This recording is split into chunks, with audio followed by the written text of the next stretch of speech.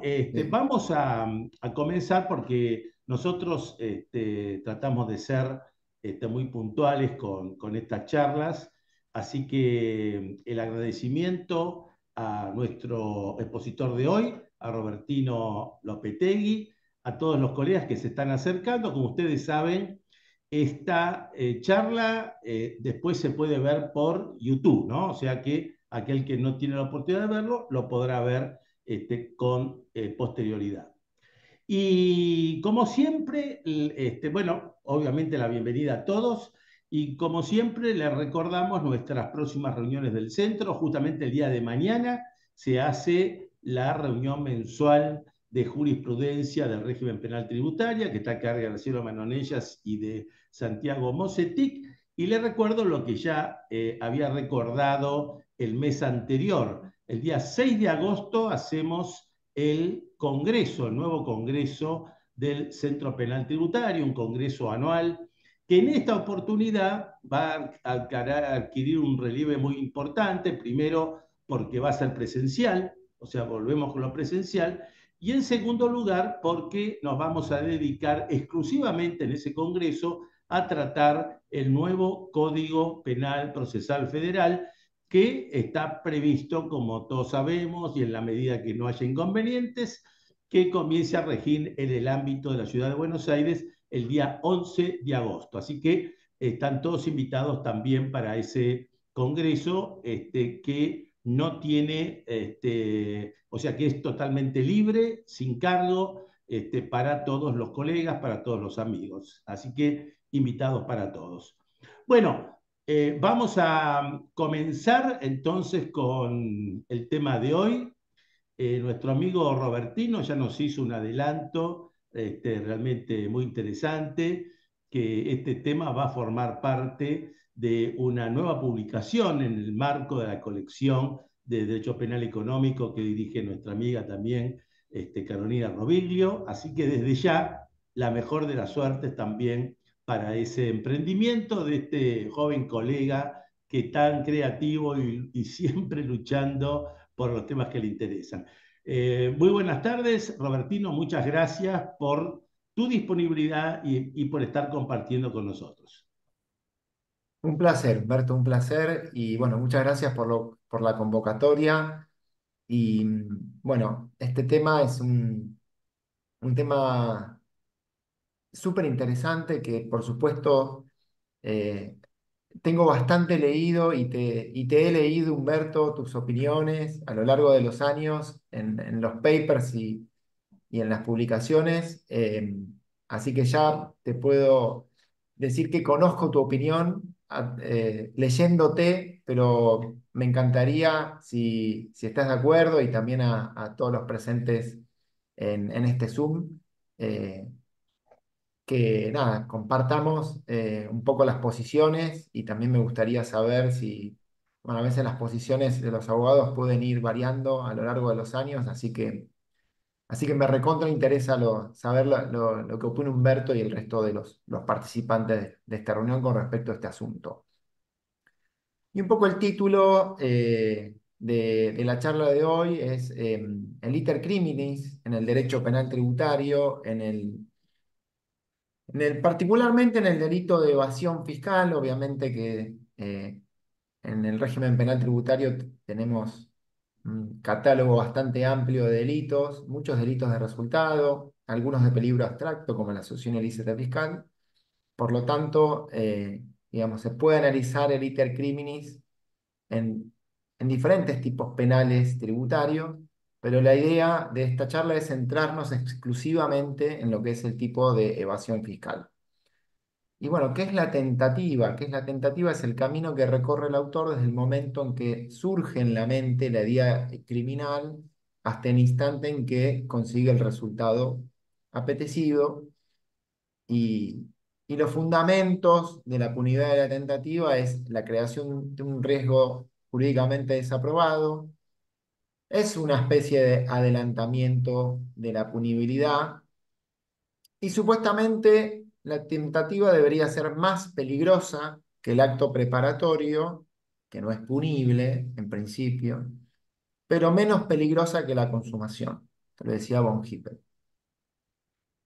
Y algunos autores la definen como un tipo subjetivo completo, pero con una ausencia de resultado.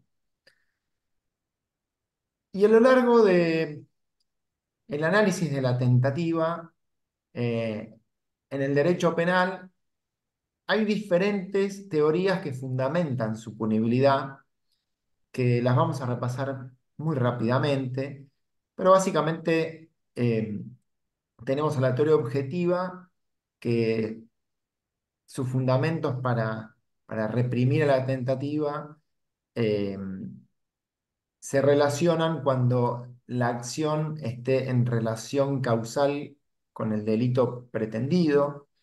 Después tenemos a las teorías subjetivas que ponen acento en la intención del autor, es decir, se habla más de una tentativa del desvalor de la acción. También han surgido teorías mixtas en donde ensamblan lo que sería el conocimiento o la voluntad del autor con la puesta en peligro del bien jurídico. Y en última posición se habla de las teorías normativas que, que fundamentan a la punibilidad de la tentativa en base a una indebida forma de ataque a un bien jurídico, una valoración que se hace en base de la creación de un riesgo jurídicamente desaprobado y su realización en el resultado como elementos de una imputación objetiva, es decir, el auge del finalismo. Y para tratar a la tentativa de evasión fiscal o para saber si es posible cometer el delito de evasión fiscal en su grado imperfecto, es necesario hablar de bien jurídico tutelado. Y en Argentina hubo diferentes posiciones respecto al bien jurídico tutelado por la ley penal tributaria, ahora el régimen penal tributario. Y lo cierto es que todas estas teorías, eh, cuando en principio el bien jurídico tutelado debería funcionar como una valla para la punibilidad, en nuestro país funcionó exactamente de manera inversa. Es decir, se empleó para justificar la punibilidad de este delito. Y si vamos a las obras de Catania o de Juan Pablo Friedenberg, de la que habla de respecto al monte evadido, tienen unas muy buenas recapitulaciones respecto a todas las teorías que se esgrimieron, pero básicamente han sido el orden económico, la hacienda pública en sentido dinámico, en sentido estático, el patrimonio del Estado, las facultades de verificación y fiscalización, la fe pública, por mencionar algunos ejemplos, pero realmente fue un proteo moldeable en las manos de quien lo sostenga, el asunto del bien jurídico tutelado por este delito.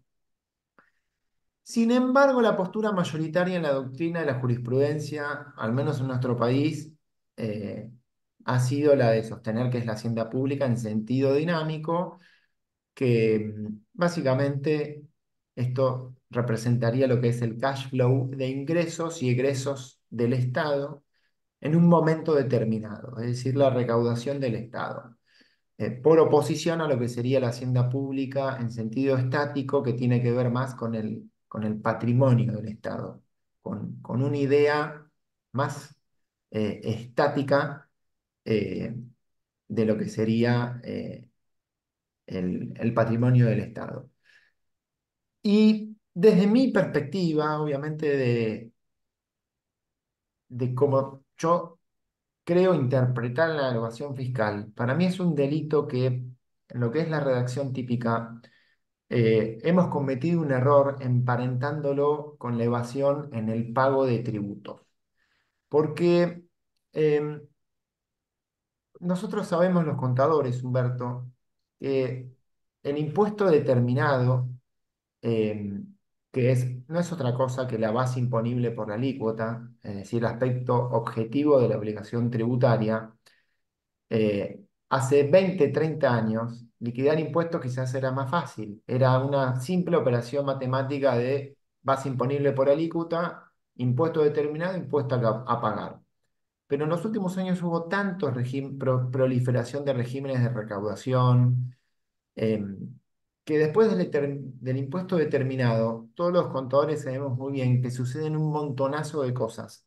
Pagos a cuenta, percepciones, retenciones, tax credit que uno se puede tomar, como por ejemplo el impuesto al cheque, el impuesto a las ganancias, y que ese resultado de la declaración jurada puede arrojar un saldo a pagar o un saldo a favor. Entonces, a mí me lleva a entender que la evasión fiscal, en cuanto a lo que sería el deslinde típico, se frena con el impuesto determinado. ¿Qué significa esto? Que si un contribuyente se computa retenciones falsas eh, para pagar menos impuestos, eso no forma parte de el hecho típico de la evasión fiscal, sino que sería una simulación dolosa en la cancelación de obligaciones fiscales. Si no, no tendría sentido la existencia de ese delito en el régimen penal tributario. Entonces, al hacer este deslinde típico, que tiene que ver con respecto al pago, o mejor dicho, al saldo de la declaración jurada, y ponerle un freno en pos del principio de legalidad, ¿no? Y del artículo 1, yo creo que confunde un poco en las legislaciones en donde se emparenta la evasión fiscal con la evasión de un pago, porque hay algunas legislaciones como la brasilera, como la chilena, en donde se habla de la erosión de bases imponibles, donde el delito fiscal se relaciona más con el ocultamiento de la obligación tributaria. Em, Porque también nos metemos un poco en la discusión de qué es no pagar ardidosamente una obligación tributaria, ¿no? ¿Qué es un no pago ardidoso? ¿Conocimiento y voluntad de no pagar? No, tiene que haber un ardid, pero el ardid, digamos, el ardid, ¿hacia dónde está dirigido? ¿Hacia el pago o hacia la base imponible? Yo entiendo que está hacia la base imponible dirigido el ardid. Como consecuencia del ardid que se dirige a la base imponible, después hay un menor impuesto a pagar. Por lo tanto, desde mi perspectiva, y por eso tengo que hacer esta aclaración previa antes de hacer el desarrollo de si hay tentativo o no de este delito, eh, desde mi perspectiva, la evasión es un delito pluriofensivo, es un delito que ataca a la correcta declaración del hecho imponible, que no deja de ser otra cosa que el deber de fidelidad declarativa. Eh, por lo menos esa es mi interpretación de este delito. Y en cuanto a las etapas del iter criminis, en la evasión fiscal tenemos, bueno, me parece un ejercicio interesante eh, agarrar esta teoría de derecho penal y traspolarla al derecho penal tributario, ¿no? Hacer todo este ejercicio en donde tenemos una etapa interna, en donde, bueno, esto sucede en la esfera psíquica, sin trascendencia en el mundo exterior. Y bueno, ya desde Ulpiano en el siglo tercero, eh, ya se descartaba la punición de los actos mentales. Pero bueno, lo cierto es que en materia penal tributaria hay una frase, una reconocidísima frase, que la falta de civismo fiscal es la cosa mejor repartida en todo el mundo. Por lo tanto, eh, a lo largo del mundo debe haber muchos contribuyentes con que se les represente el pensamiento de evadir impuestos, pero sabemos que eso no es punible. Entonces, ya pasamos a otra fase del iter criminis, que sería el acto preparatorio, en donde no son punibles, porque el autor se provee de los medios instrumentales y en donde todavía no habría una afectación al bien jurídico protegido por el delito. En el derecho penal clásico, un ejemplo típico es cargar un arma para usarla contra un tercero, estudiar los horarios de entrada y salida por cometer un robo. Em, pero si pensamos en algunos actos preparatorios de, a nivel penal tributario, podemos pensar en imprimir un talonario manual de facturas apócrifas, esto cuando no había facturación electrónica, digamos, y tenerlo, digamos, en el cajón del escritorio sin imputarlo a la contabilidad. Eso podría ser un acto preparatorio. Hoy por hoy, con la informatización, eh, se puede ser la generación de un PDF en un programa editable, eh, con una factura apócrifa que después se la paso al contador como contribuyente evasor, digo, para que me lo impute en la contabilidad. Y acá hay que prestar especial atención porque hay cierta jurisprudencia de la Cámara Federal de Casación Penal que ha sostenido que determinados actos contables eh, podrían constituir un comienzo de ejecución del delito fiscal. Fallos de Marco Laura, fallos Prochic, son del año 2000-2012. No sé si los tengo citados acá más adelante. Eh, Acá están, son 2009-2010. Son fallos muy conocidos de Cámara, en donde se ha deslizado la posibilidad de que los actos contables eh, puedan ser considerados comienzo de ejecución del delito, cosa que yo estoy absolutamente en desacuerdo, porque desde mi perspectiva la evasión fiscal eh, es un delito que nada que ver tiene con la contabilidad. No sé si se acuerdan que la 23771 tenía una redacción típica bastante confusa con respecto a este delito, en donde se hablaba de doble contabilidad, de talonarios, es decir, se empleaban los medios instrumentales, estaban insertos en el tipo penal de evasión fiscal, y parecería ser que era un delito diferente al de la 24769 y siguientes modificaciones. Eh, es decir, la palabra contabilidad estaba demasiado mezclada en el tipo penal, lo cual no me parecía acertado. Para mí, la evasión fiscal es un delito estrictamente tributario y todo lo que sucede de manera previa en la contabilidad, en un balance, en una registración contable, eh, nunca podría pasar al terreno del comienzo de ejecución del delito fiscal. Desde mi perspectiva, la única manera de constituir o de estar en presencia de un comienzo de ejecución es con la presentación de una declaración jurada tributaria. Eso podría ser un caso de tentativa acabada cuando esto se hace antes del vencimiento del plazo que se consume el delito. Pero tiene que ser un acto estrictamente tributario. Porque en el tipo penal, si vamos a la redacción del tipo penal actual, del régimen penal tributario, no se menciona de ningún modo el falseamiento de la contabilidad. Eh, Así que acá ya hay quizás un punto polémico porque hay algunos autores y alguna jurisprudencia que entienden que la adulteración de documentación contable podría constituir un comienzo de ejecución del delito. Eh, Así que ya ahí tenemos un punto eh, bastante sensible. Por supuesto que no, que si bien no podríamos estar hablando de delito fiscal, podrían ser delitos la adulteración de esta documentación contable o creación de contratos o sociedades fantasma. eh, por ejemplo, podrían quedar incursas en el delito de balance falso o en un 292 del Código Penal.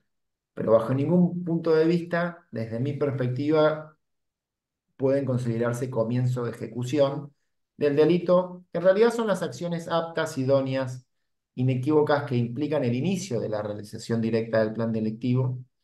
Eh, Comienzo de ejecución ya es el comienzo de la tentativa, que en general tiene una punibilidad menor que la del delito consumado, y las posiciones eh,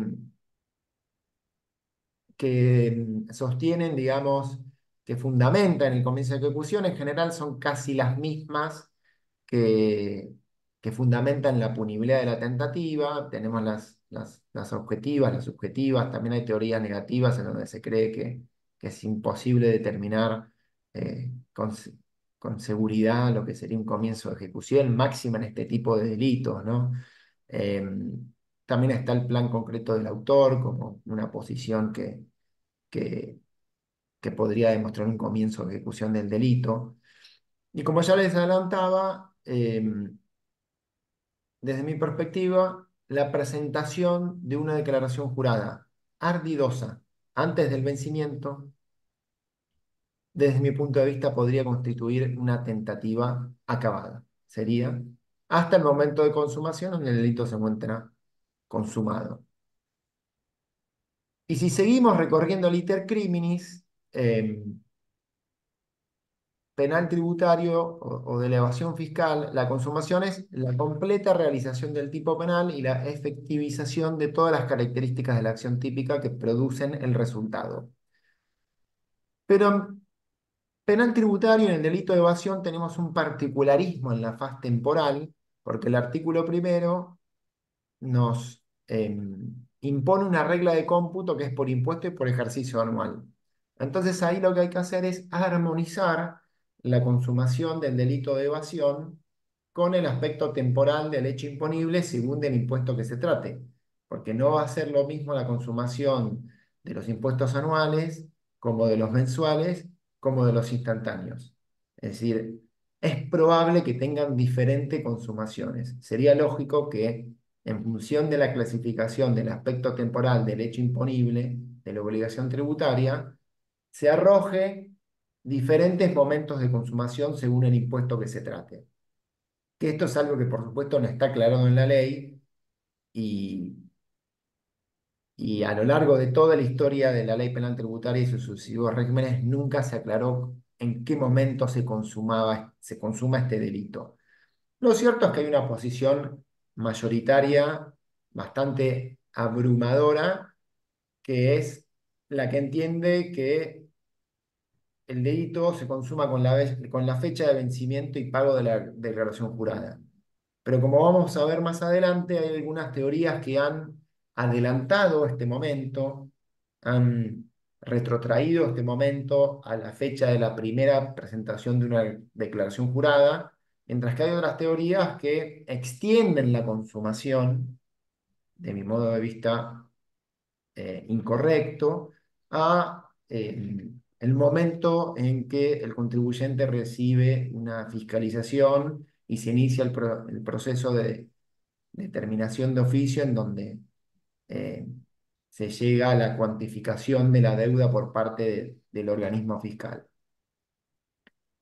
Después también tenemos, después de la consumación, tenemos el agotamiento del delito y ahí tenemos los casos de las presentaciones tardías de las declaraciones juradas, es decir, eh, si después de la fecha de consumación una presentación tardía puede ser considerada un delito consumado o una mera presentación culposa tardía, en donde en general la posición mayoritaria entiende que todo lo que sucede después de la consumación, ya sea una presentación original o rectificativa, eh, el delito ya se encuentra consumado y es totalmente irrelevante.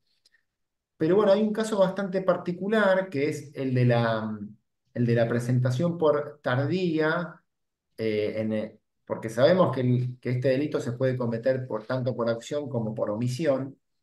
Entonces, si se consuma con la fecha de vencimiento, un contribuyente tranquilamente puede presentar una declaración jurada 10 días después de su vencimiento, pero no necesariamente eso implique que estemos ante la presencia de una evasión consumada en su faz omisiva, siempre y cuando esta presentación se haga de una manera culposa y no dolosa, ¿no?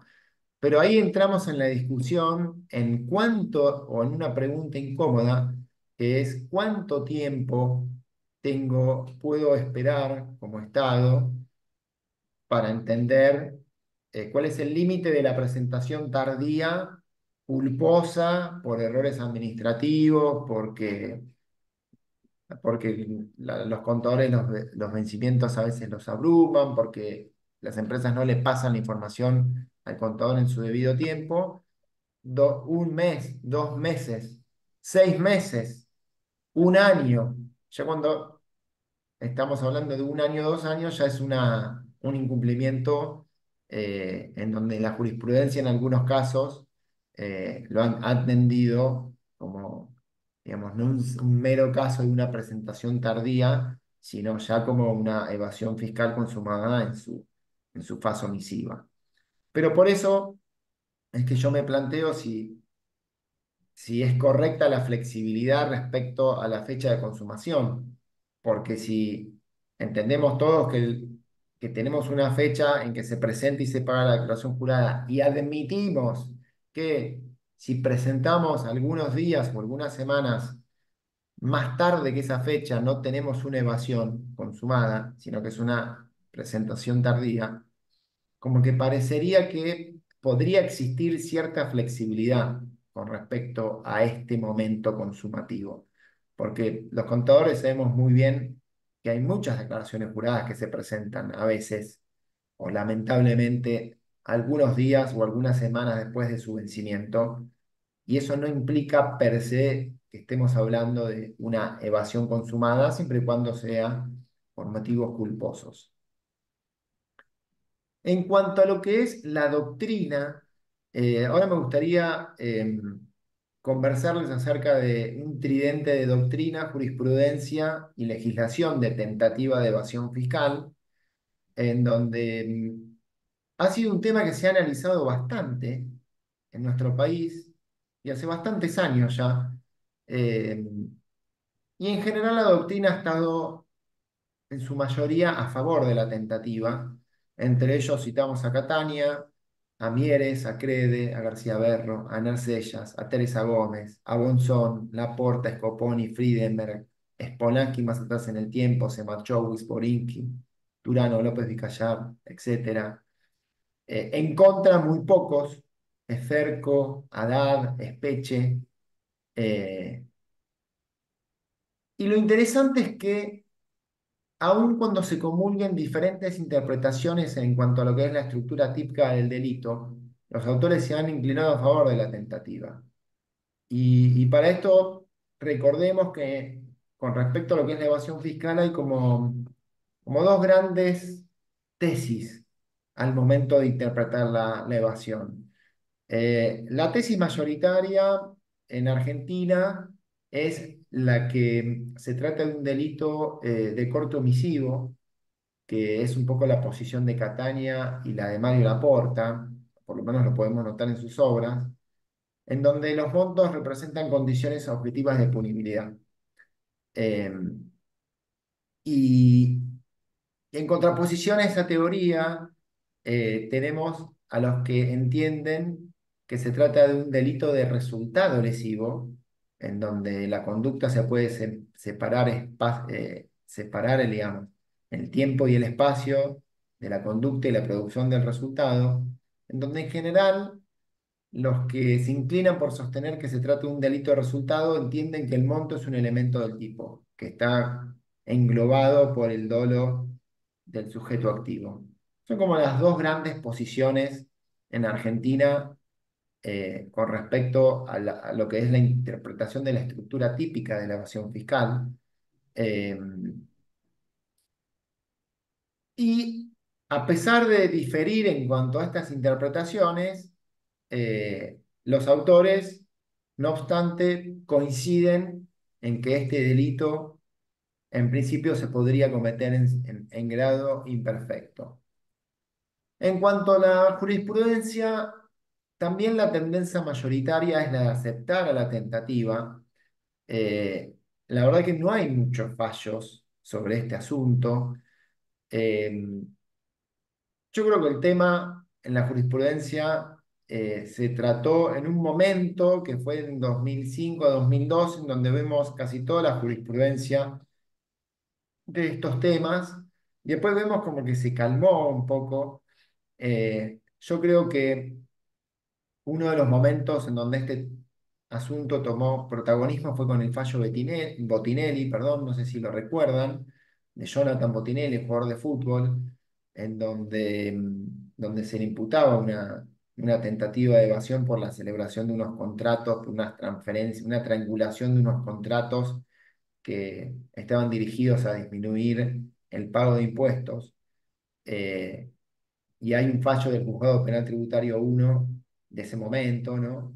Que era López Vizcayar, que entendía que la tentativa no estaba configurada, eso fue a Cámara, y la Cámara Penal Económico, en un voto de 2-1 con una disidencia de Hendler, se inclinó a favor de la tentativa, y me acuerdo que este fue un fallo bastante comentado eh, en su momento, en donde revitalizó este tema, pero después de Botinelli, la verdad es que a la actualidad no hubo eh, mucho material en lo que hace a la tentativa en sí, sino que lo que sí vemos en la práctica diaria es obviamente eh, fallos relacionados con la consumación, porque la verdad que, como vamos ahora más adelante, en lo que es el iter criminis, el delito fiscal, el protagonista no es la tentativa,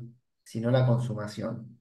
Y esto se da por el artículo primero de la Ley Penal Tributaria, el particularismo temporal, que hace que si bien la tentativa, desde mi punto de vista, es posible, solamente procede en supuestos excepcionalísimos. Y la ventana para que la tentativa suceda es muy chiquita. El window, digamos, que hay entre la producción de un hecho imponible y la consumación, el cierre del ejercicio anual que dicta el artículo primero y la consumación, como son pocos meses, la ventana para poder considerar que este delito está tentado eh, es muy finita. Entonces, por lo tanto, el protagonista en el intercrimen de la evasión fiscal es la consumación sin lugar a dudas. En materia de legislación, la 24769 ni sus sucesivas modificaciones establecieron ninguna precisión con respecto a la tentativa, eh, como es el derecho especial, por el artículo cuarto, tenemos una remisión al código en donde prima la parte general, y ahí nos tenemos que ir al 42 o al 44 del Código Penal, que el artículo 42 dicta que el que con el fin de cometer un delito comienza su ejecución, pero no lo consuma por circunstancias ajenas a su voluntad. Así es como define la tentativa en muy pocos artículos. El 43 eh, habla del desistimiento voluntario, y el 44 habla de la reducción de penas que se disminuye a un tercio, a la mitad, en el caso de la tentativa. Pero bueno, acá ya tengo unos slides que se ponen interesantes, en donde podemos debatir sobre lo que es el momento consumativo, que es la estrella de, del iter criminis, en donde quiero adelantar para saber un poco cómo estamos como tiempo, pero la idea es un poco ver los diferentes impuestos, ganancias, IVA, ingresos brutos, impuesto de sellos y, y bueno, repasar un poquito también el 15C, que puede ser también la verdadera tentativa de evasión en nuestro sistema jurídico. Pero bueno, ya creo que entramos hechas estas aclaraciones, en el plato fuerte de este tema, que es la consumación. Entonces nosotros dijimos que en un impuesto de características anuales como ganancias, el ejercicio fiscal se yuxtapone con un periodo anual que dicta el artículo primero de la Ley Penal Tributaria. Entonces, en general es más fácil pensar la consumación de este impuesto, porque sabemos que tenemos 12 meses de hechos imponibles que cierran el 31 del 12 de un año, y a los 5 meses del cierre del ejercicio tenemos que presentar una declaración jurada. Esto estoy hablando del caso de sociedades, ¿no? A los cierres de diciembre, el 15 de mayo, vence la declaración jurada de ganancias. Pero, ¿es posible cometer una tentativa antes que esté producido el hecho imponible? Bueno, la respuesta es no, porque en Argentina la tendencia mayoritaria y unánime ha sido la de sostener que sin hecho imponible no hay hecho punible. Entonces, el hecho imponible funciona como la primer valla insalvable de la punibilidad, porque lo cierto es que tiene que estar perfeccionado el hecho imponible desde lo que es su aspecto temporal para poder dar lugar al avance del derecho represivo. Entonces ya tenemos un primer límite negativo de la tentativa, que es que se produzca el hecho imponible. Entonces, antes del cierre del ejercicio, es imposible hablar de tentativa en el caso de impuesto a las ganancias. Y si asumimos que el delito se consuma con el vencimiento de la declaración jurada, em, tendríamos en principio una ventana de 5 meses en donde se podría cometer una tentativa de evasión fiscal. ¿Y cómo sería, cómo se perfeccionaría? Con la presentación de una declaración jurada ardidosa antes del vencimiento. Eso para mí es una tentativa acabada. Ya se hizo todo lo que estaba a disposición del autor para cometer el delito y solo resta esperar a que venza el plazo y se produzca el resultado de, de esa acción. Por supuesto que también es plausible el desistimiento voluntario, siempre y cuando se haga una rectificativa de esa declaración jurada original antes del plazo de vencimiento, ¿no? Si la rectificativa es posterior a al vencimiento, el delito se encuentra consumado y esa rectificativa sería irrelevante a los efectos de la consumación. Pero bueno, en un impuesto anual quizás es más fácil de pensarlo. Ahora sí nos metemos en un lío cuando pensamos la consumación del delito fiscal por los impuestos mensuales, y acá traje el caso del impuesto al valor agregado, en donde tenemos 12 declaraciones juradas, 12 periodos mensuales, en donde se determina base, se declara base y se paga IVA, en caso que arroje un saldo a pagar.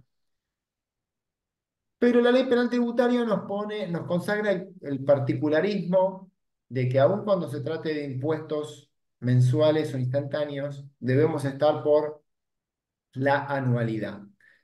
Entonces, ahí tenemos diferentes teorías con respecto a cuándo se consuma este delito.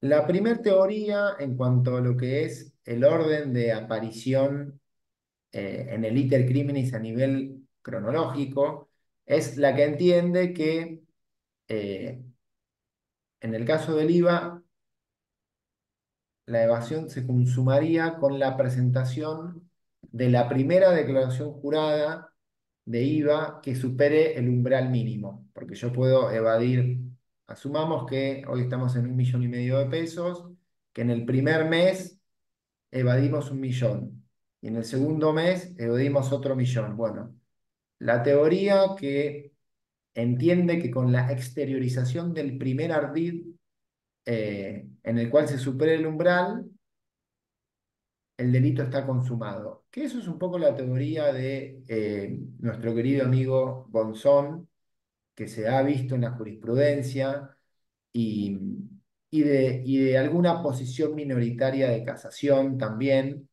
en donde sostienen que con la exteriorización del primer ardid, a través de una declaración jurada, el delito se encuentra consumado, lo cual a mi parecer, eh, no, a mí no me convence, porque en realidad lo que hay que hacer es esperar a que, por la regla de anualidad del artículo primero, a que se cumpla el año.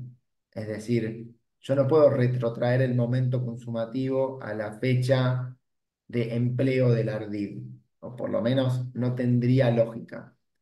Pero bueno, ahí tenemos una posición que adelanta el momento consumativo, lo cual en general para los abogados cuando actuamos como defensores es una posición que nos sirve porque a los efectos de la prescripción lo que nos conviene es adelantar el momento de consumación para que favorezca la prescripción.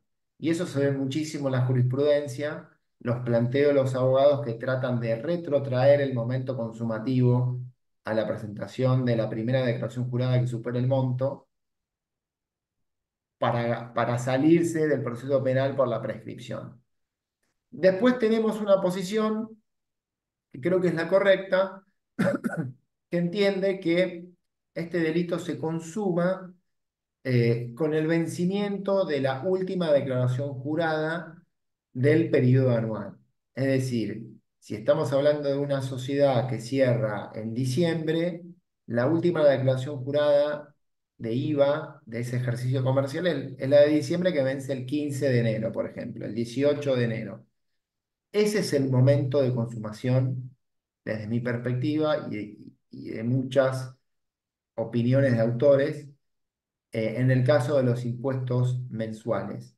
Es decir, cuándo vence la última declaración jurada de todo ese periodo anual, eh, sería el momento que por las reglas de la ley penal tributaria eh, podría, debería consumarse. Y fíjate que en este caso, el margen de la tentativa es bastante reducido, porque ya no tenemos tiempo entre el periodo anual, entre el cierre del periodo anual y los pocos días que tenemos para presentar la última, para pagar, perdón, para presentar y pagar esa última declaración jurada de IVA. Entonces la ventana aún es más chiquita en el caso de los impuestos mensuales. Pero seguro que ahí tenemos otro tipo de consumación diferente a la del impuesto a las ganancias. Y después tenemos el particular caso de ingresos brutos, en donde ahí tenemos eh, una posición diferente a la de IVA, porque en ingresos brutos tenemos una declaración jurada informativa anual eh, que que en algunos casos se ha considerado que este es el momento de consumación del delito. Con ingresos brutos pasa lo mismo que con el IVA, yo creo que también tiene que ser considerado un impuesto mensual desde la óptica de la ley penal tributaria. Hay un muy buen trabajo de Germán Ruetti que versa sobre este asunto, en donde el autor dice que si bien los códigos fiscales hablan de que se trata de un impuesto anual, ingresos brutos, lo cierto es que a través de los anticipos, los dos anticipos, se determina base y se paga el impuesto, entonces ya se podría realizar digamos, perfeccionar el perjuicio al fisco.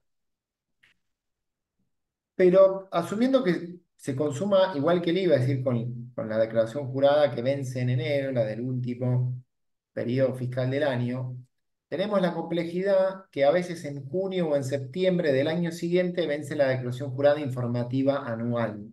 Que la declaración jurada informativa anual, en estos casos, los contadores sabemos que es una declaración jurada irrelevante a los efectos impositivos en donde se informa la base imponible, las retenciones que sufrieron, las percepciones, por lo menos la declaración jurada informativa de Cava pide información relacionada con los empleados de la empresa, los sueldos, los proveedores, los clientes. Es básicamente un resumen de lo que sucedió en el periodo fiscal anterior. eh, y esa declaración jurada se failea y no tiene mayores consecuencias para, para los contribuyentes, porque la verdad que no, esas declaraciones juradas no arrojan saldos a pagar o saldos a favor. pero hay un fallo muy interesante de la Cámara Penal y Contravencional de, de Cava, en donde Guido Guidi, son los autos de la concesionaria, en donde la Cámara entendió que en el caso de ingresos brutos este delito se consuma en el momento de que vence la declaración anual informativa, que esto en ese momento sucedía en junio. Y lo que hace esto en realidad es extender, de mi modo, de una manera inadecuada, la consumación del delito, porque la verdad es que en esa declaración jurada no determino base y no tengo saldo a pagar.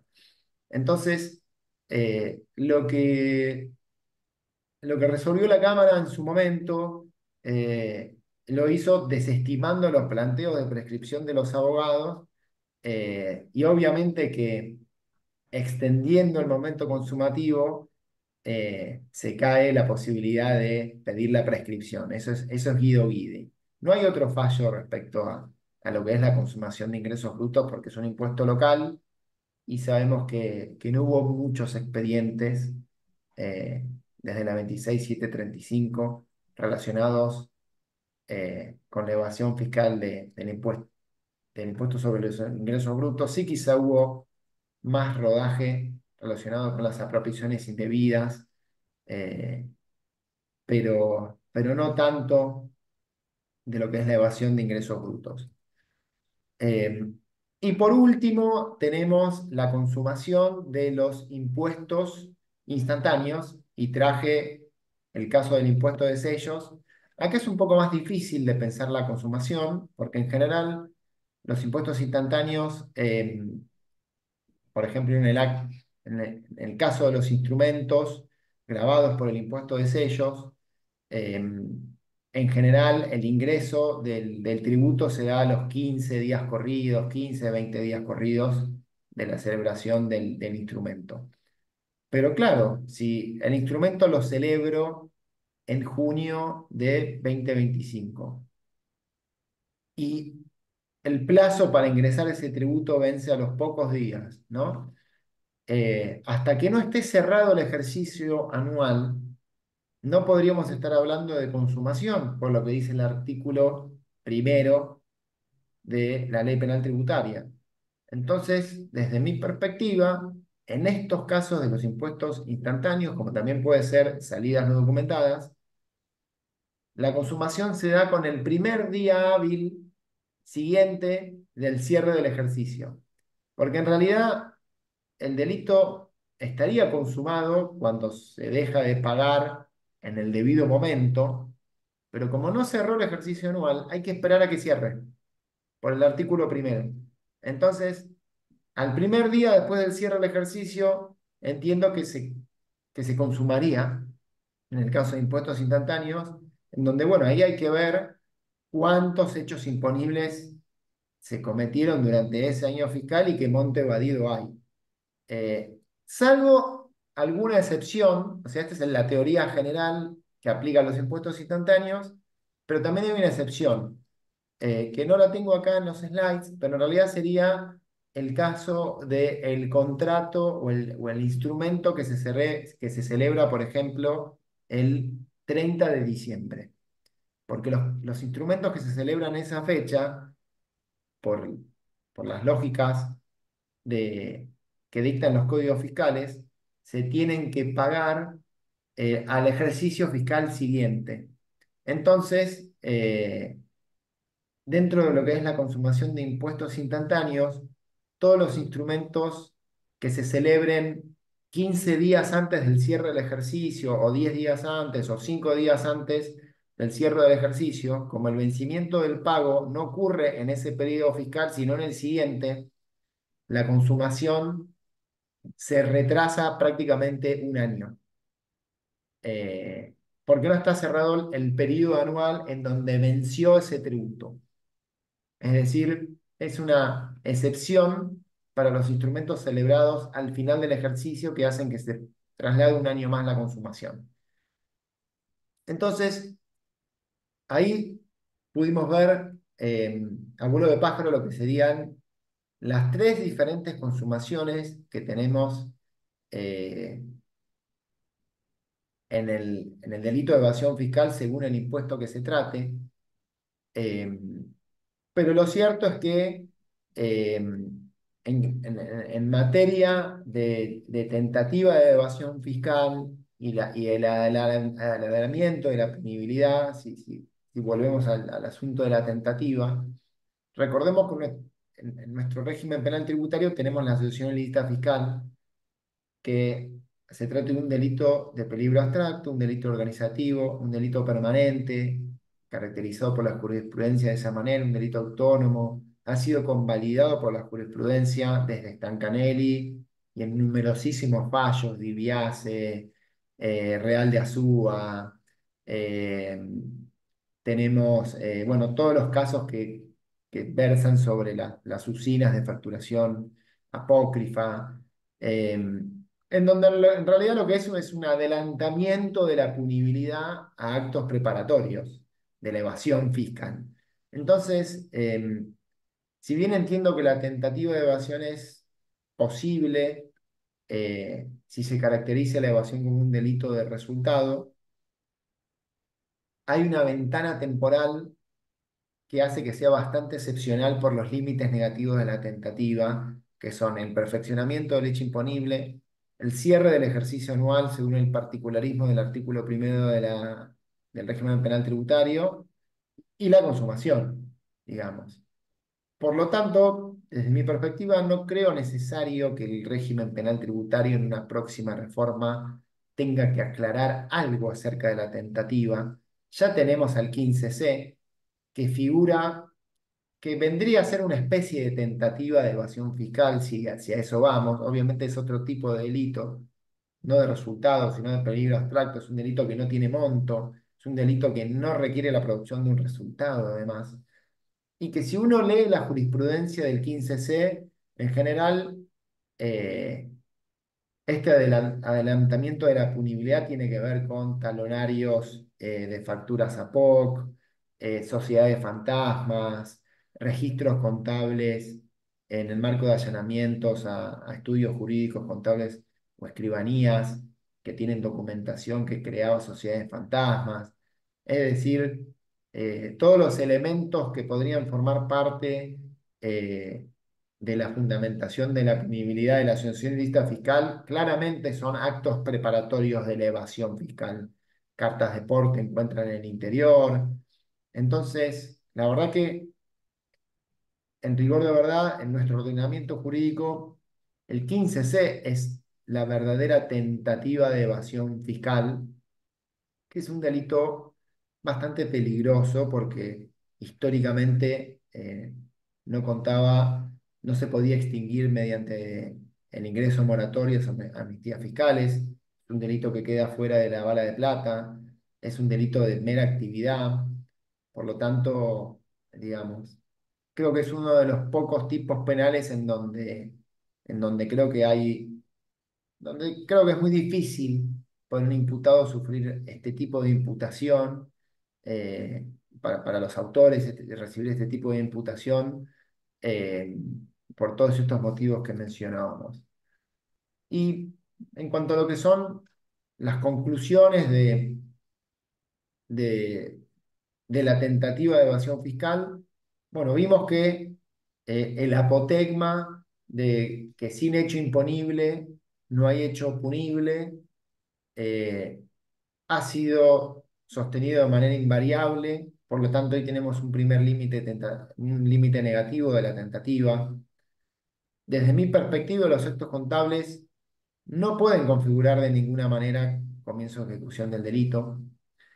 Eh, por supuesto que en los impuestos anuales no puede haber un comienzo de ejecución sin que antes se produzca el nacimiento de la obligación tributaria. Y es así como tenemos un acortamiento del plazo casi a 5 meses para la realización de la tentativa. eh, y así es como, según el impuesto que se trate, tenemos diferentes consumaciones y allí es donde eh, todavía, si bien hay una postura mayoritaria que es que el delito se consuma en el vencimiento de la declaración jurada en donde, anual, en donde se tiene que ingresar ese impuesto, lo cierto es que en el caso de impuestos mensuales, eh, se han disparado diferentes posiciones que han adelantado o han retrotraído el momento consumativo. Eh, en donde el asunto no es tan claro como en el caso del impuesto a las ganancias, que es más fácil juxtaponer el hecho imponible con el particularismo del artículo primero. Entonces, en la jurisprudencia vemos diferentes resultados que o adelantan o retrotraen la consumación según el impuesto que se trate, y creo que en lo que hace a impuestos mensuales e impuestos instantáneos, sobre todo en muy poca jurisprudencia, por no decir ninguna, es más que nada un ejercicio teórico que hay que hacer con respecto a pensar cuándo se consumiría este impuesto, porque creo que prácticamente no hay casos o no hubo casos. Lo cierto es que la saga jurisprudencial de los impuestos que no son anuales se encuentra abierta y todavía en plena discusión. Así que, bueno, esto es un poco a vuelo de pájaro, Humberto, mi teoría respecto a lo que es la evasión fiscal, la estructura típica, el bien jurídico tutelado, cómo se ensambla con el iter criminis, en donde me parece un ejercicio intelectual eh, bastante divertido, de traspolar, digamos, el iter criminis del derecho penal común a la evasión fiscal, eh, lo cual, si tendría que ponerme alguna etiqueta, algún penalista me diría que soy neocausalista, porque la verdad que el desarrollo del iter criminis cometido en etapas tiene que ver más con el causalismo y bueno, que fue desterrado en algún momento por el finalismo, por la imputación objetiva, por la teoría de infracción de deber, en donde no ven a estos delitos como delitos de resultado, en donde hay una acción separada en el tiempo y el espacio, y destierran el causalismo y se van a la infracción del deber, a la posición de garante, cosa que yo estoy absolutamente en contra de esas teorías aplicadas al terreno de la evasión fiscal, y al menos en la Argentina, lo que no descarto el empleo de esas teorías para otros bloques normativos continentales, como pueden ser europeos y otro tipo de delitos, pero definitivamente para mí la evasión no es un deber de evitar, el contribuyente no está en una posición de garante de ingreso, de en una actividad riesgosa para el Estado por el simple hecho de existir. No me gustan esas conceptualizaciones, sino que me gusta pensar a la evasión como un delito que ataca la base imponible, que, que lo que hace es cometer un ardid sobre la obligación tributaria que no está declarada en su perfección, y que eso desemboca en un problema a la hora del pago, pero que el acento está puesto en la base imponible. Y que el bien jurídico tutelado no solamente es la hacienda pública en sentido dinámico, sino también el deber de fidelidad declarativa, de que los hechos imponibles estén correctamente declarados. Eh, y bueno, y en este ejercicio de recorrer el iter criminis, como pudimos ver, eh, hay algunos momentos para detenernos, como son los actos reparatorios, eh, en donde si la contabilidad puede constituir o no un comienzo de ejecución, en donde también si tenemos que considerar qué conducta podemos considerar que puede ser tomada en cuenta como un comienzo de ejecución, cuál es la ventana de la tentativa, pero sin dudas el protagonista del iter criminis en este delito es la consumación, porque hay que hacer este esfuerzo intelectual a la hora de armonizar los diferentes impuestos según su clasificación del hecho temporal de la obligación tributaria. Y también tampoco hay muchas mucha discusión sobre lo que sucede después de la consumación del delito, eh, porque mayormente todos están de acuerdo que es irrelevante para la consumación, la presentación extemporánea o una rectificación después del momento consumativo. Así que, bueno, esto es un poco el resumen de esta teoría. Y bueno, me recontra interesa, Humberto y compañía, saber nada, tu posición con respecto a este tema en general, o si tenés algún comentario respecto a algunos momentos de alguna diapositiva que si querés puedo ir para atrás y la podemos repasar eh, con respecto a este asunto. Bueno, Robertino, muchas gracias. Una excelente presentación. Has utilizado tu doble titulación de abogado y contador justamente para poder combinar el tema penal y el tributario, que en estos temas están íntimamente vinculados. Bueno, yo quisiera quisiera destacar algunos puntos, porque acá en tu presentación ha habido varios aspectos que me parece que son disparadores, justamente de lo que viene ahora, del debate. Y has comenzado con un tema que realmente me parece muy interesante, que es en el caso de la evasión fiscal, una problemática quizás no muy analizada, pero recuerdo que hace algunos años una publicación de un juez, hoy penal económico, me refiero a Galván Greenway, que justamente analizó ese aspecto, el aspecto que vos señalabas, en el sentido que la norma tributaria se aplica de alguna forma a la norma penal. ¿Por qué razón? Porque en el derecho tributario nosotros tenemos una clara distinción entre lo que es la determinación tributaria y lo que es la liquidación del impuesto, que son facetas totalmente distintas y que en el derecho tributario inclusive es objeto de recursos totalmente distintos. En la determinación tributaria, como bien lo ha señalado, está en discusión la base imponible, porque sobre la base imponible viene la alícuota, es el impuesto determinado, y acá juega la evasión. Pero la parte que viene después, que es la liquidación, donde partiendo del impuesto determinado restamos pagos a cuenta, anticipos, percepciones, saldos a favor, etcétera, ahí estamos en una situación totalmente distinta que no tiene nada que ver con la evasión, y la evasión sí lo tendría con esa primera parte. Por eso que este tema me pareció realmente muy interesante volver a plantearlo, y quizás también acá con los colegas puede dar origen a alguna discusión. Obviamente que uno de los aspectos centrales de tu disertación está referido al momento de consumación del delito. Y acá generalmente cuando nosotros vemos estos temas solemos como práctica recurrente recurrir a la legislación española, ¿no? Porque de ahí nosotros mucho hemos tomado. Y cuando nosotros vamos justamente al derecho español, nos vamos a dar cuenta que hay dos posiciones que de alguna manera son las mismas que se discuten en nuestro país.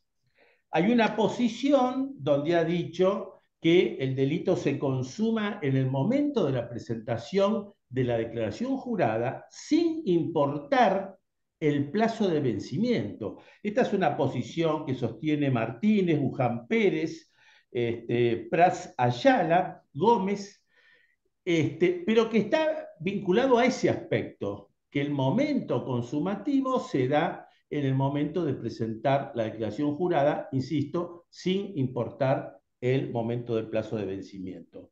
El conocido autor Choclán Montalvo, de España, tiene la posición opuesta, porque dice que en realidad el momento consumativo se da con la presentación de la declaración jurada, pero en la medida que esa declaración jurada se haya presentado en el plazo para el vencimiento e ingreso del impuesto. Como vemos, es la misma discusión que es la que se ha establecido en nuestro país. Pero eso sí, hace 25 años, el Superior Tribunal Español, en el año 2000, en la causa Conde Pumpido, llega a analizar esta situación y llega a la conclusión que en realidad el momento consumativo se da en el vencimiento del plazo. Y acá lo que quiere decir el Superior Tribunal, analizando esta cuestión, es que si la declaración jurada se presentó con anterioridad al plazo y esa declaración jurada es dolosa, es ardidosa, el contribuyente tiene la posibilidad de rectificarla hasta el momento del plazo general. Y por esa razón llega a dos conclusiones, que ese es el momento consumativo y que no hay tentativa punible. Esto me pareció muy interesante, la posición del Superior Tribunal de España. Y es más, si nosotros recurrimos, por ejemplo, al caso alemán, a la doctrina alemana, vamos a ver que hay otra situación totalmente distinta. ¿Pero por qué? Porque los métodos liquidaciones impositivos en Alemania no son de autoliquidación como tenemos nosotros, sino es de liquidación administrativa por parte del fisco alemán. Y entonces ahí la doctrina alemana ha dicho otra cosa. Ha dicho que si el contribuyente le da datos falsos a la administración para que la administración sobre eso haga la determinación tributaria, ahí se daría un caso de tentativa punible en el derecho alemán. Fíjese qué notables estas dos diferencias. A mí me parece como otro aspecto, si todo esto son disparadores, insisto, como para discutirlo seguidamente, pero me parece que sería ilustrativo bajar un poco el tema de la tentativa, algunos aspectos prácticos, para ver si realmente se puede llegar a configurar una tentativa punible o no. Yo diría que mencionaría tres elementos que se dan normalmente en la práctica y ver si con estos elementos podemos llegar a considerar que hay una tentativa punible. La primera sería las facturas apócrifas. Es decir, un contribuyente que adquiere una factura apócrifa, si esto daría la posibilidad de que fuera una tentativa. Avanzo. Segunda alternativa, además de la factura apócrifa, es la registración contable. Un paso más. La registración contable que registra esa factura apócrifa. Otro paso más adelante. Tercera situación. Un contribuyente, esto ya es mucho más extremo, que tiene inventarios de bienes de cambio marginales. Ujú. Esos inventarios marginales los vende en forma marginal y los cobra, genera una disponibilidad que se mantiene en forma marginal. Pero todo esto durante el periodo fiscal.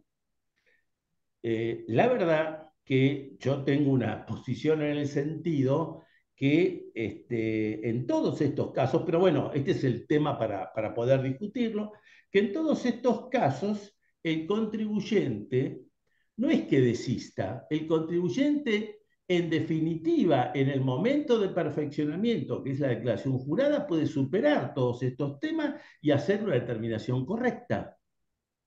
Bueno, este me Exacto. parece que es el tema en cuestión. Y cierro con dos aspectos más.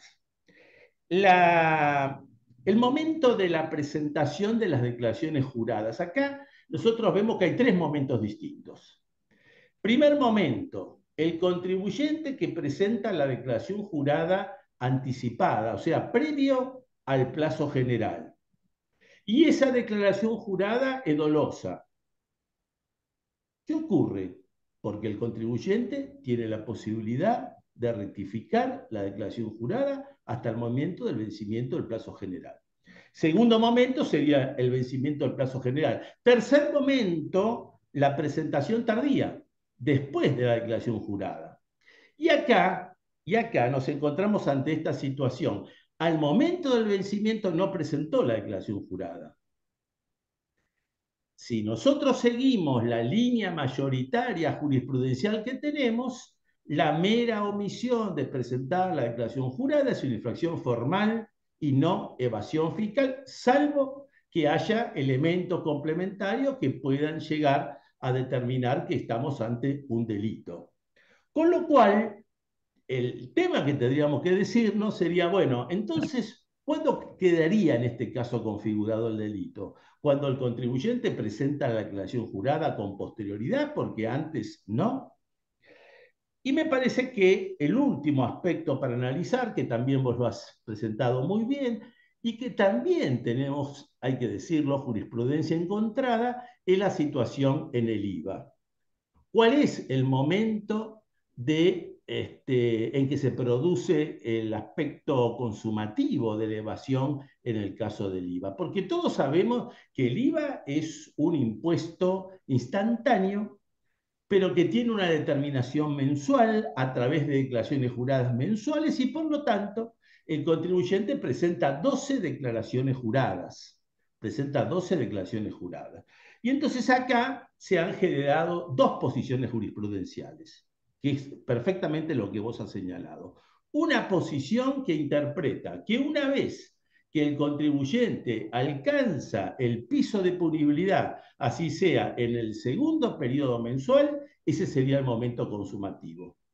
No es esta la posición mayoritaria de la jurisprudencia de la Cámara de Apelaciones, que ha sostenido que en realidad hay que ir hasta la última declaración jurada, la duodécima declaración jurada, con el vencimiento general, y solamente en ese momento queda determinado ese momento consumativo. Me parece que esto, como resumen, son distintos disparadores que Robertino ha señalado con toda claridad, donde nosotros sabemos que hay jurisprudencia en un sentido o en otro, pero me parece que el tema del encuentro académico es justamente para discutir estos temas y ver realmente cuál es la posición que nosotros podemos adoptar. Una de las personas que vos has mencionado, Robertino, es Mario Laporta, que está con nosotros, por lo menos lo veo en la foto. Mario, si estás con nosotros, te saludamos, muy buenas tardes. Buenas, buenas. ¿Qué tal, Mario? Un gusto tenerte. ¿Qué tal, Humberto? ¿Qué tal? Bien, ¿Cómo estás? querido, Un todo gustazo, bien. Bueno, muchísimas gracias. vos has ¿Eh? escrito, analizado mucho de todo esto, así que nos gustaría Sí, estaba escuchar escuchando. tus opiniones. Lo que pasa es que estaba atendiendo un asunto que me tenía con el teléfono, así que perdón que estaba con la cámara apagada, pero estaba escuchando atentamente. Ahí lo ve a mi querido amigo Carlito Fromen, Hola, ¿cómo también. te va? Charlie. Bueno, Robertino, muy bueno, estuve escuchando, o sea, un poco me interrumpían con el teléfono, me están volviendo loco hoy, pero estuve escuchando y, de hecho justo ayer estaba con un amigo en común, Juan Weisman, y me Sí, sí. dice, estuve discutiendo con alguien acerca de si vos aceptabas o no la tentativa, justo ayer estábamos discutiendo esto, digo, sí, mañana está el seminario. eh, y Sí. bueno, de hecho estoy trabajando en el tema también ahora.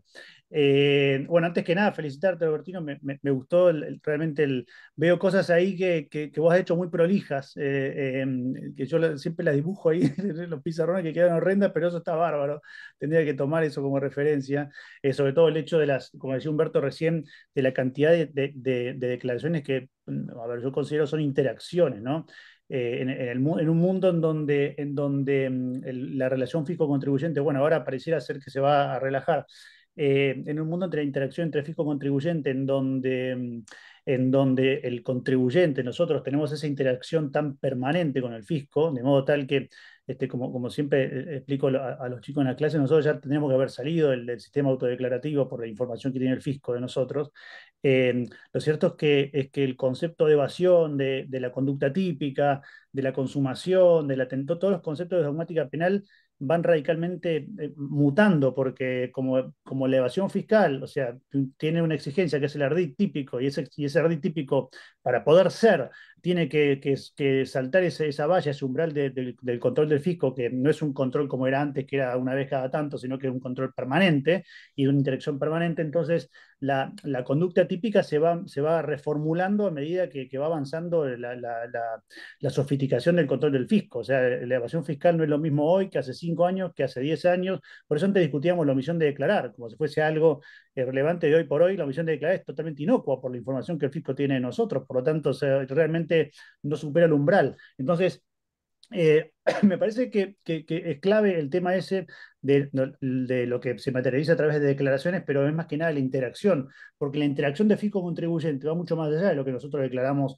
todos los meses en IVA. O sea, de nuevo, ahora está relajando, pero cuando vas a hacer una compra al supermercado, interactúas, ¿no? Cuando haces una extracción del cajero, interactúas, cuando compras con tarjeta, interactúas. Entonces, todas esas interacciones están en el sinalagma, ¿no? Del vínculo fisco-contribuyente y son los que construyen la relación jurídica, ¿no? Yo siempre lo cito de Ferreiro Lapazza, que hablaba de la relación jurídica tributaria, y me parece que es ahí donde está el núcleo de la conducta típica. Y con relación a la tentativa, a mí me resulta un tema súper interesante, pero creo que, como lo relevás bien, Robertino, me parece que el tema está en extinción. Yo también pensaba del fallo Botinelli, que fue un fallo de primera instancia, no había mucho más, pero es un tema en extinción, yo creo principalmente por esta razón, porque si bien estructuralmente la tentativa es plausible, bueno, yo tengo la idea, creo que minoritaria, de que el delito fiscal es el de evasión, por lo menos es un delito de omisión pura, pero como esa omisión pura se va construyendo a lo largo del ejercicio, como también tiene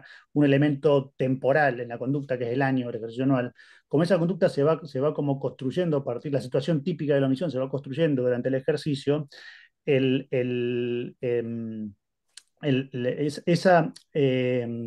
esa interacción fisco-contribuyente hace que se vaya como cargando la línea de la antijuricidad, ¿no? De la tentativa. Entonces, la tentativa es, si bien es estructuralmente plausible, porque incluso los delitos de omisión pura de la tentativa es estructuralmente plausible, lo cierto es que desde el punto de vista de la antijuricidad, de la lesividad, yo le veo poco espacio, porque claro, como en el iter criminis suelen ser antirreglamentariedades administrativas, o en muchos casos pueden ser penales también, pero sobre todo son administrativas, esa última ratio del derecho penal es la que va a llegar, en este caso se ve como muy, muy completa, porque en el iter criminis, ¿no? se van realizando, el contribuyente va llevando adelante infracciones fiscales que en forma independiente conforman esa previa ratio, ¿no?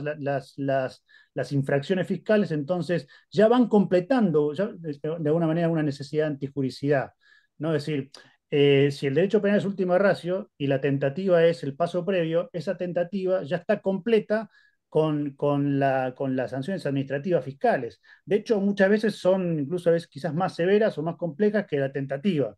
O sea, a nivel de consunción, a nivel de antijurisdicción material, a nivel de injusto, es más severa la consecuencia jurídico-tributaria, jurídico-infraccional, que la consecuencia jurídico-penal de la tentativa.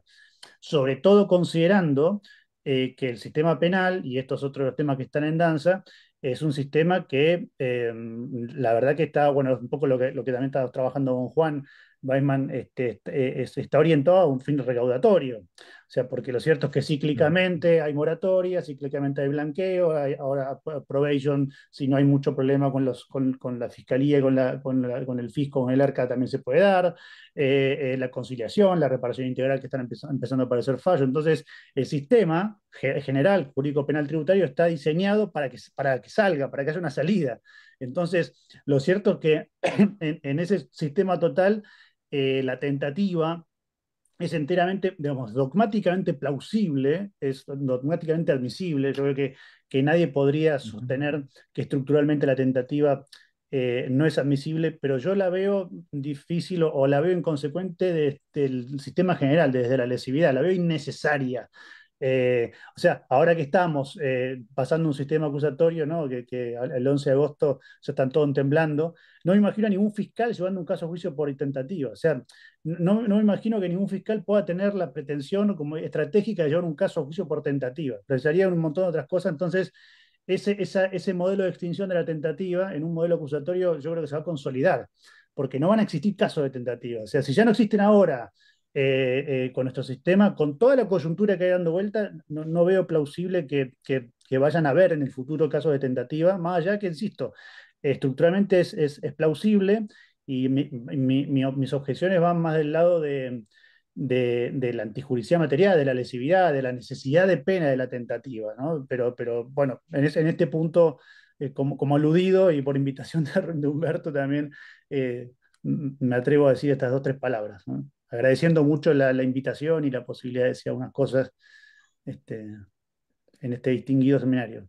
Muy muchas bueno, Mario, muy gracias, bueno. Mario. Gracias por tu devolución. Yo lo aprecio mucho a Juan Weisman, que me está dando una mano bárbara para revisar esto que estoy trabajando.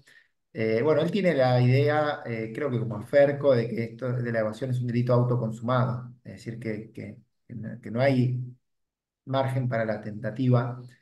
Pero recién tanto Humberto como vos, Mario, mencionaron un caso que en la práctica creo que es importante eh, estudiar, que fue el caso Botinelli, de hecho, en donde coincido con vos que estructuralmente es admisible, pero en la práctica muy pocas veces la vamos a ver.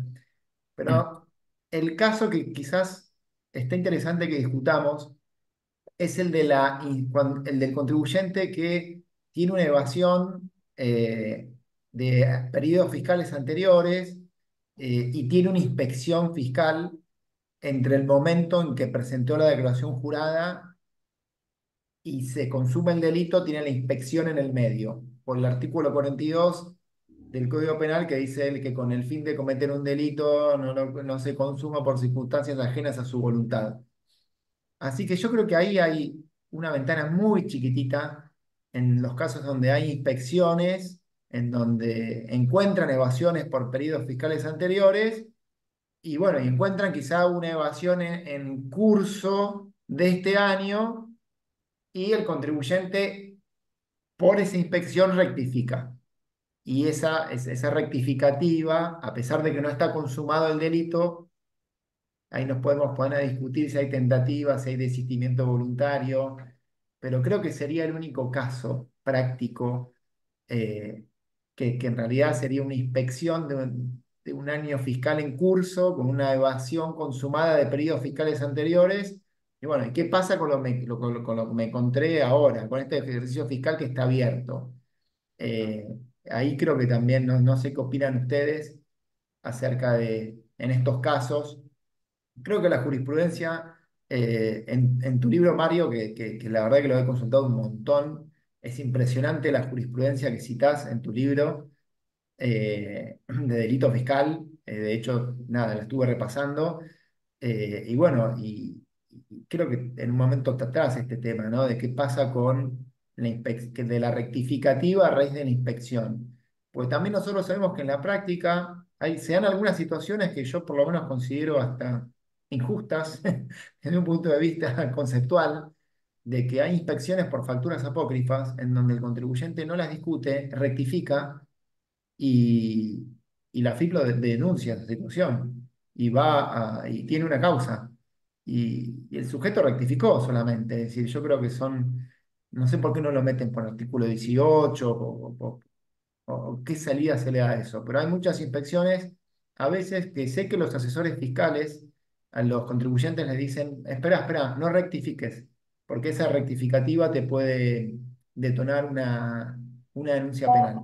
Pero bueno, no sé, me gustaría saber qué Claro. piensan ustedes de Pero este Robertino, me tema. parece que Sí. esos casos que vos mencionás tienen una circunstancia común, que es que el contribuyente presentó la declaración jurada, después viene la fiscalización, después viene el ajuste y después viene la decisión del contribuyente que acepta o no el ajuste.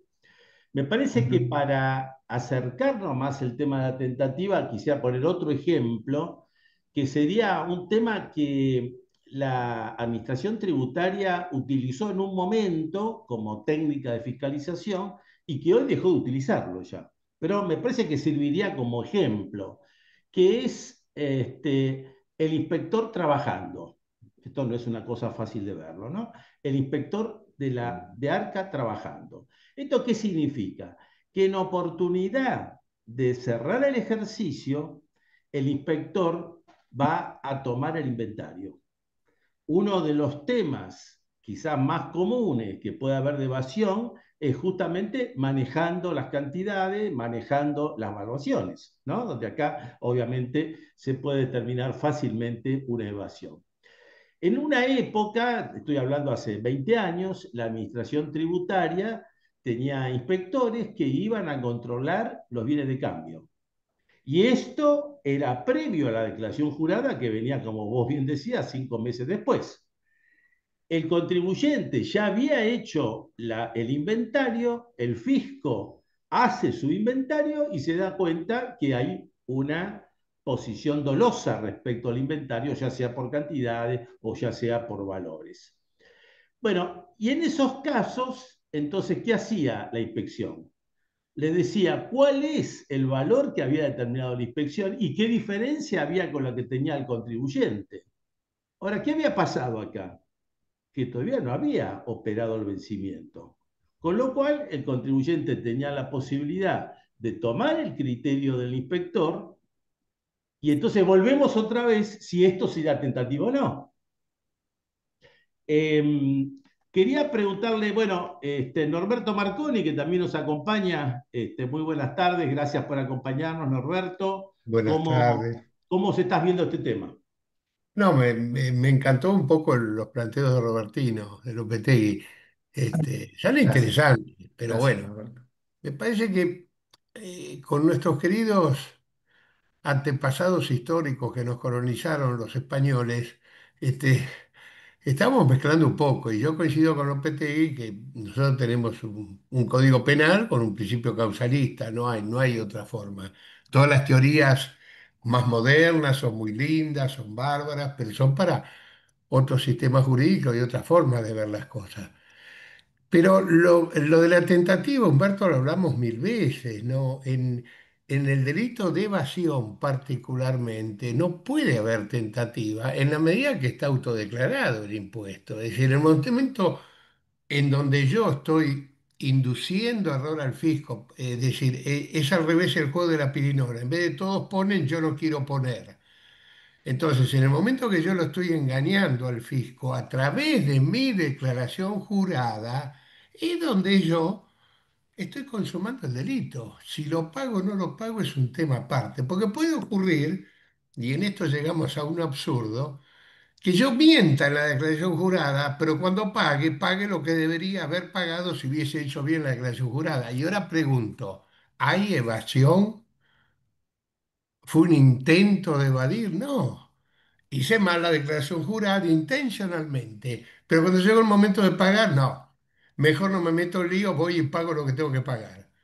Y después si quiero rectifico para justificar ese pago que no voy a pedir que me lo devuelvan.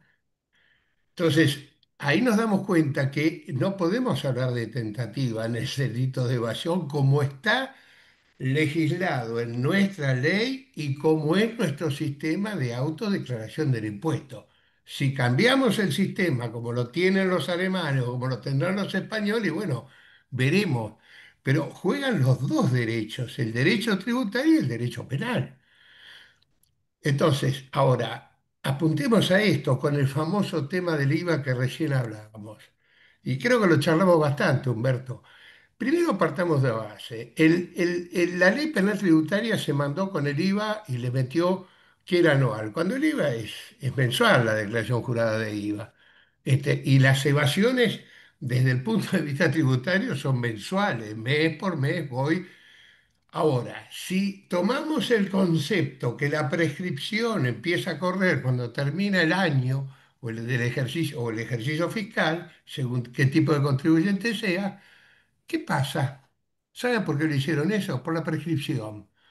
Porque no, no querían que corra la prescripción. Entonces, como no querían que corra la prescripción, se mandaron por el año. Segundo, ese año, ¿cómo se computa? ¿De qué momento? Porque el IVA es mensual, no tiene un ejercicio fiscal como tiene ganancias. Entonces, el doctor Visordi, que no sé si el gordo está vivo, creo que falleció, fue el que inventó la famosa declaración jurada que se hacía, que era informativa a fin de año, para ensobrar el término del IVA en un año. Pero la ley lo que dice es el ejercicio de un año. Ahora yo pregunto, ¿qué significa esto? Que yo puedo evadir varios meses el IVA, pero después en otros 2 o 3 meses lo compenso y lo rectifico, entonces nunca llego a la condición objetiva de punibilidad. No. En el momento que yo supero la condición de objetiva de punibilidad con 2 meses, con 3 meses, con 4 meses, ¡boom! Delito consumado. ¿Qué vuelta vamos a seguir dando? Y si sigo evadiendo, bueno, lo voy incorporando como monto de perjuicio, pero el delito ya está cometido, porque yo ya lo engañé al fisco, le oculté realmente mi actividad económica, he facturado en menos de lo que debería haber facturado o he tomado un crédito fiscal que no correspondía. No importa. Pero el IVA, yo mes por mes lo voy sumando. Cuando supero la condición objetiva, se acabó. ¿Qué vamos a seguir discutiendo? Ahora bien, respecto de lo que decía Mario Laporte, es cierto que hoy el fisco cuenta con una información que cuando se sancionó esta ley allá por el año 90 no la tenía, no eran los sistemas de información actuales. Y hemos visto, Humberto, en varios fallos, algunos fallos de tribunales orales, particularmente del interior del país, donde dicen de que no puede haber ardid frente a toda la información que el fisco posee. Este es un elemento a tener en cuenta. Ahora bien, con esta modificación que ha establecido el gobierno actualmente, que ha cerrado un montón de canales de información, como decía Mario recién, hablaba del supermercado, hablaba de acá y de allá, pero ahora los han cerrado, yo no sé cómo nos vamos a manejar. Y si cambia el sistema, ya no es más de autodeclaración, sino que va a ser, porque te adherís al nuevo sistema, va a ser el fisco que te tiene que pagar tanto. No sé dónde vamos a ver ya el elemento vacío. Posiblemente haya que reformar la ley penal tributaria, que darle otro tipo de contenido y simplificarlo un poco. Lo que sí, Robertino, te quería preguntar, y aprovecho ya que hablamos de esto, no entendí Sí. mucho, disculpa, ¿no? Pero no entendí mucho lo de el delito de asociación ilícita fiscal.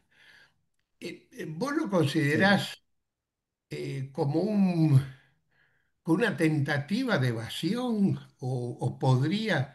Explícamelo un poquito, a ver, disculpa. Claro. No, no, a ver, si bien son delitos diferenciados, Norberto, con la elevación y la asociación ilícita fiscal, estructuralmente se erige como una tentativa, porque cuando uno ve la jurisprudencia de ese delito, es un delito de adelantamiento de la punibilidad, y la tentativa no es otra cosa que eso. Entonces, si uno ve cuáles son los medios instrumentales de ese delito, en general son los mismos que el de la evasión. Entonces, si bien es un delito de peligro abstracto que se diferencia de la evasión fiscal, que yo entiendo que es de resultado, y otros que Sí, es de entienden otras resultado, obvio. cosas, Sí, sí.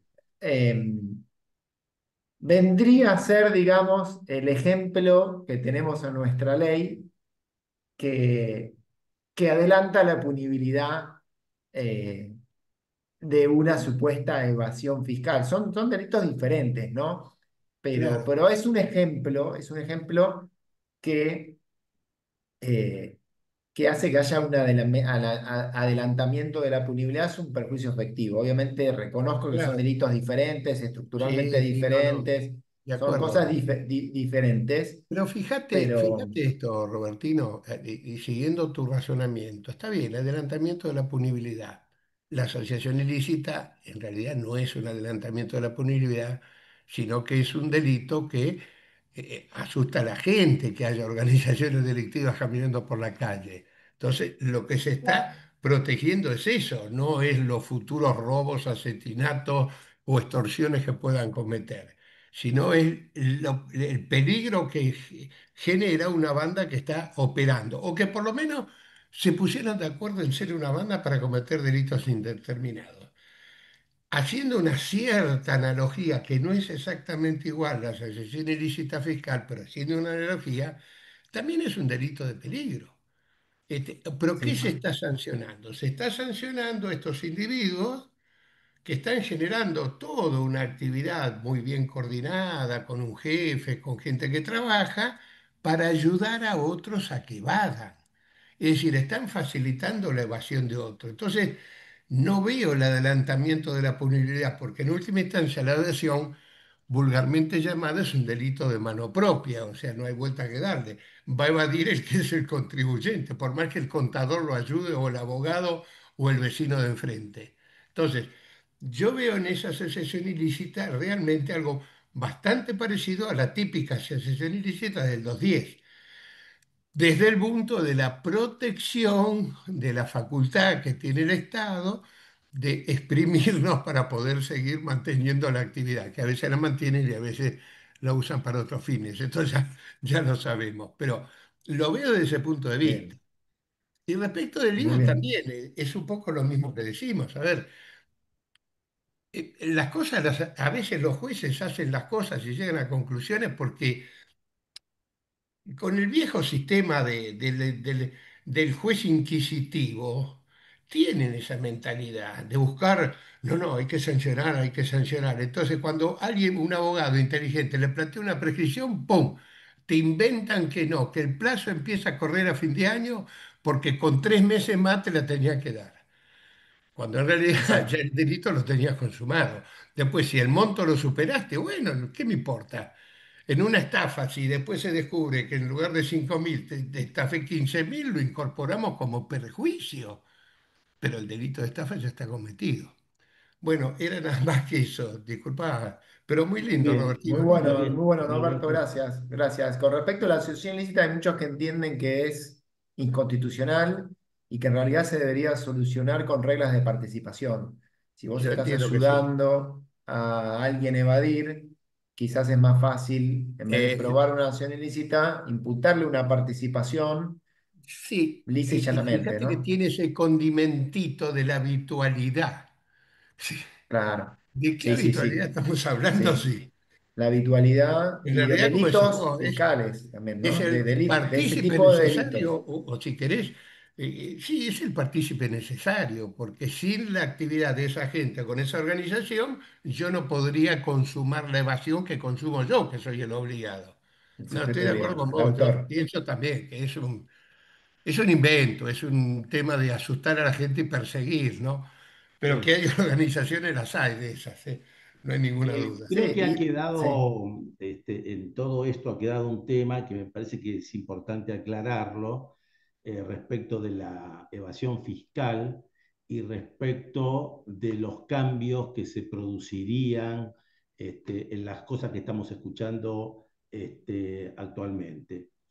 En realidad, tanto el IVA simplificado como el impuesto a las ganancias simplificado no implica ningún tipo de cambio del punto de vista legal. ¿Por No. qué? Porque la ley de rito, la ley de procedimiento fiscal, es la que establece que la determinación, liquidación de impuestos se va a hacer en base a las declaraciones juradas que presentan los contribuyentes.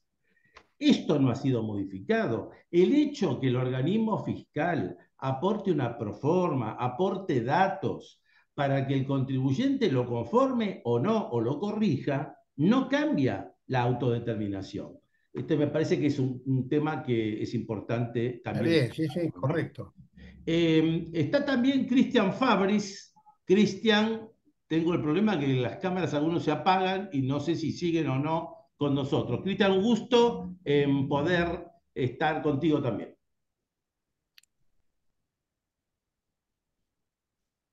Estás muteado, Cristian. Diciendo Ahora acá, sí. estaba diciendo y felicito al doctor Lopetegui, ha sido una exposición para mí realmente brillante y fue muy detallada. Comparto muchas de las cosas que dijo él y que dijo el doctor Laporta y por supuesto también lo que dijo el doctor Marconi. El tema que me preocupa a mí sobre la tentativa, teóricamente, si se da o no judicialmente, después se ve, pero el vencimiento de la declaración jurada y el pago. Yo lo comparto con el doctor Marconi que si yo pago lo que debo pagar, por más que presente la declaración jurada falsa y engañosa, esté consumado el delito. Yo creo que como es un delito de resultado, el resultado está dado por lo que yo debo pagar y omito pagar. Ahí jugaría el artículo 43 del Código Penal, si voluntariamente, por decisión mía, eh, pago lo que debo pagar y no le causo ningún perjuicio al fisco. El tema está que estoy de acuerdo que es una tentativa acabada, pero está el desistimiento. Claro, correcto. Esa es la postura mía. O sea, la tentativa puede existir en el delito fiscal, es complicada en el IVA y es complicado también en los impuestos instantáneos, como lo dijiste vos, como dijo el doctor Lopetegui del impuesto a los sellos, pero bueno, esa es una decisión jurisprudencial. Y si ellos quieren, van a tener el problema de que yo desde el mes 11 presente la declaración jurada del mes 12 o del mes 11, rectificando todo y pagando, y de esa manera desisto del delito. Bueno, es uno de los inconvenientes que trae la jurisprudencia que han inventado. Esa es mi Muy bien, opinión. Y Cristian. vuelvo Muy a bien, felicitar. Cristian. Muy clarito, Cristian. Muy bien, Cristian. Mario Broski también está con nosotros. Mario, un gusto en saludarte. Bueno, ¿me escuchan? Sí, se escucha perfecto. Bueno, primero felicitar al organizador, como siempre, el doctor Bertaza, que permite estos debates interesantes, y al doctor Lopetegui, doble felicitación. Primero por la exposición y el esfuerzo que debe haber hecho para que entendamos claramente lo que él expuso, y segundo, el hecho de que me hizo pensar. ¿Cómo viene el tema? A mí me hizo pensar en lo que habló de ingresos brutos. ¿Por qué digo esto? Como bien dijo el doctor Bertaza, el anticipo de ingresos brutos o cualquier impuesto primero se determina y después se liquida. En el caso de ingresos brutos, después se hace una liquidación anual. Y si mal no entendí, la jurisprudencia determinó que el delito se consumió con la declaración jurada informativa, que como su nombre lo dice, es informativa, no es determinativa. El delito se consume cuando dijo el doctor Bertaza, cuando yo determino y liquido, no cuando informo en una declaración jurada informativa. Por lo menos eso es mi posición. Puedo estar equivocado. La segunda cuestión es el tema de cuando uno presenta la declaración jurada y paga el impuesto antes del vencimiento. Ahí directamente está consumado el delito. Si es que no rectifica antes y paga la diferencia con los intereses correspondientes. Y la tercera es que el delito se consuma siempre y cuando el fisco fiscalice al contribuyente. Mientras no lo fiscaliza, el delito no está consumado por más que lo hizo. Eso quiero que quede claro porque si no, porque hay estabilidad en la presentación de las declaraciones juradas. Mientras el fisco no haga el control y determine de oficio, entiendo que no se está consumando el delito. Y si no lo controla nunca, el delito pasó de largo. Eso es lo que tengo que decir. Muchas gracias por prestarme atención. Muchas gracias, Mario, siempre muy concreto con tus pensamientos. No sé si Robertino querés opinar algo sobre estos tres temas. Sí, sí, bueno, lo primero que comentaba Mario me hizo acordar a lo que mencionaba Norberto con respecto a los planteos de prescripción, que a veces la jurisprudencia no resuelve bien esto de determinar el momento consumativo y lo extiende a la declaración en jurado informativa que nada tiene que ver con la erosión de base y el pago del impuesto y descarta los planteos de prescripción.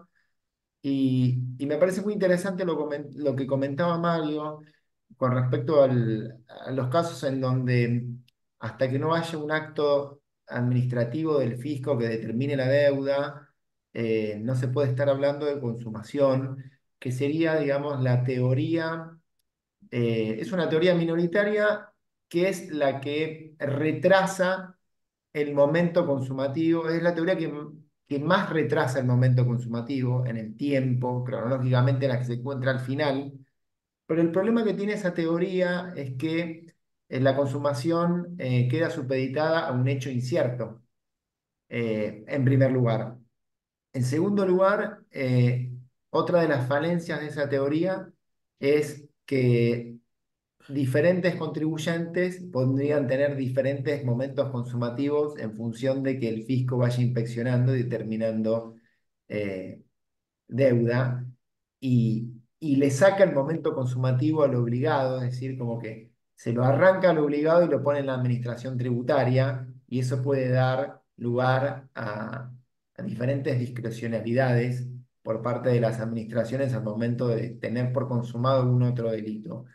Hay un paper que habla bastante de este tema, que se los recomiendo, que es de Mieres y Crede, que hablan un poco de los fundamentos, de por qué ellas entienden que este delito se consuma con el vencimiento del plazo, y bueno, y argumentan en contra de esta posición de Mario, em, que es bastante interesante, eh, pero bueno, a mí lo que no me termina de convencer es esto de que la consumación quede supeditada a un hecho incierto, futuro, por parte de la administración que podría llegar a tener discrecionalidad y se le arranca, digamos, al obligado la consumación y se la pone en manos de la administración tributaria y eso puede dar lugar a resultados dispares. Robertino, eh, hay que recordar que ya se ha dicho que la determinación de oficio no es cuestión prejudicial. Además. Entonces, la cosa camina por ese lado. Y en segundo lugar, se ha llegado a casos de que una persona puede haber sido condenada y después, con sentencia definitiva del Tribunal Fiscal, de la Corte o de donde fuera, agotada la instancia administrativa, se demuestre que el impuesto no era el que se había supuesto evadido, que era inferior. En cuyo caso está el recurso de revisión, a favor de la persona imputada, porque ahí sí va a jugar la sentencia administrativa, de contencioso administrativo, la Corte eventualmente se ha intervenido, demostrando de que aquella imputación faltaba uno de los elementos típicos que era que no había habido delito de evasión porque no se había evadido el impuesto, cuyo caso cabería la revisión. Siempre la posibilidad de salvar al condenado existe, porque no hay revisión en contra, siempre la revisión va a ser a favor. Es decir, no está previsto, no, a este lo absolvimos, pero ahora lo vamos a condenar. No, es al revés. Este está condenado y lo vamos a quitar esa carga de condena a través de un recurso de revisión. Yo creo que más o menos los dos derechos, con mucho esfuerzo de los abogados, con no tanto esfuerzo por parte de los tribunales, pero sí con mucho esfuerzo de los abogados y especialmente de aquellos que escriben, se fueron más o menos coordinando.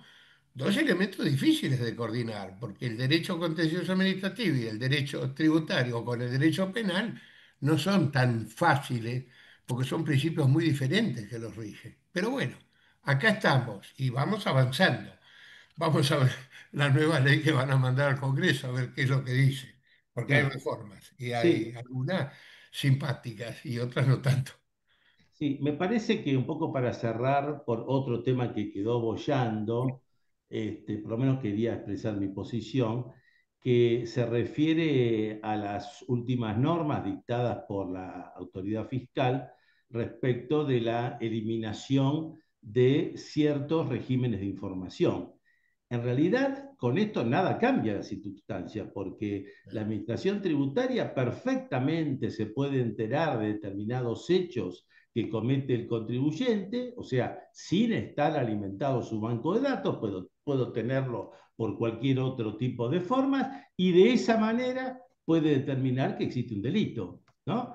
Yo creo que es por esta razón que el gobierno, un poco para ese cerrojo que está pensando, justamente está pensando en la modificación de la ley penal tributaria, la cambiaria y el procedimiento tributario, porque hay que consolidar jurídicamente la situación, porque con lo que tenemos hoy no queda consolidada ni mucho menos. Bueno, se nos fue el tiempo, la verdad que ha sido una magnífica reunión el día de hoy. Quiero agradecer, obviamente, muy especialmente a nuestro invitado principal, a Robertino, muy agradecido por tu disponibilidad, por tu esfuerzo, por la forma como nos has presentado el tema, por los power que nos has dejado, y bueno, y a todos los amigos que también hoy nos acompañaron y que hicieron posible esta discusión realmente tan interesante de este tema que también es muy interesante. Así que gracias a todos y hasta la próxima. Muchísimas